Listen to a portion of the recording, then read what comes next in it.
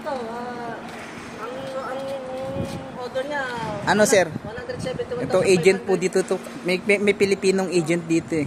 Siyang nag-aahente. Bali ilang kilometer na po yung natakbo yan, kabayan? 171,500. 1,071,500 kilometer? Hindi. 171,500. Ang natakbo niya na. Medyo malayo-layo na rin pala. Magkano ang presyuhan nito, kabayan? Mura lang, basta kukunin mo ngayon. Walang alisan? Walang alisan. Magkano nga? Kahit 20. 20 mil real?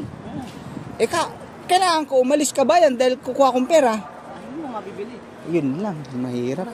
May kondisyon pa si kabayan eh. Kailangan kumuha ng pera, 20. Wala. Pero maganda, ayan oh. Ganda to. Hyundai na, ano? Hindi pa yung ano niya Oh, oh. Hyundai Acera. Tsaka ito, meron din isa dito, kabayan eh. Yung Nissan Altima. Ito. Itong Nissan Altima na to. Ayan oh. Ayan.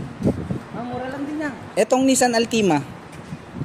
Ito, mga 21, 21. walang alisan. 21. Mahirap yung kondisyon ni kabayan. Puro walang alisan kasi. Paano tayo makakakuha ang pera?